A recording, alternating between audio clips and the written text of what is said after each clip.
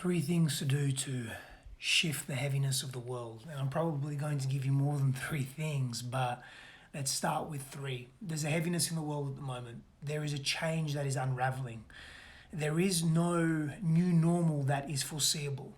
The old way is done in so many different expressions. We want the old way because it's familiar to us, because it feels good, because we feel safe with what's familiar. But the old way, it's not coming back. And do we really want it to come back? I don't think we do. Here's the first thing that we need to do to adjust to an ever-changing world, to be with the heaviness that is unraveling in the world today. The first thing is we have to do our inner work. There's a lot of old stuff that's coming up because we're being pushed to our edges. We are in uncertainty and unfamiliarity, and that is fucking scary. And in that fear, a lot of our old fears are being amplified.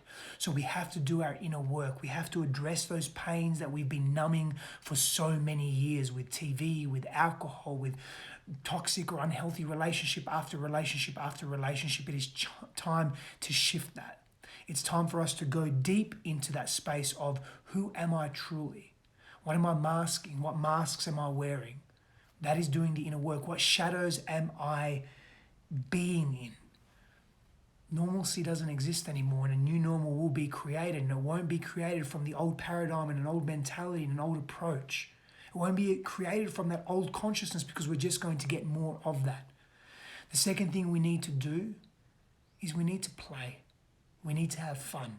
We need to loosen up. We need to open up our hearts more. That means being around people that we love and that we care for. That means laughing at the small things, not sweating the big things. Not sweating the small things and not sweating the big things. We have to be more engaged as humans in life. We have to let that stuff go that just is holding us back, is heavy. So we have to engage in lightness. We need the contrast. We learn through contrast. The third thing we need to do is we need to be in nature. We have to connect back to our roots of life.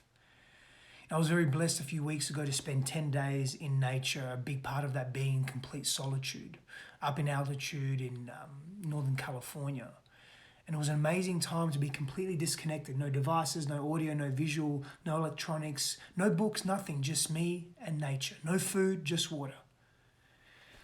And what it did was it gave me this biological and psychological reset. It helped me understand deeply, who am I in this world? What is really important? When we strip it all back, what is really important?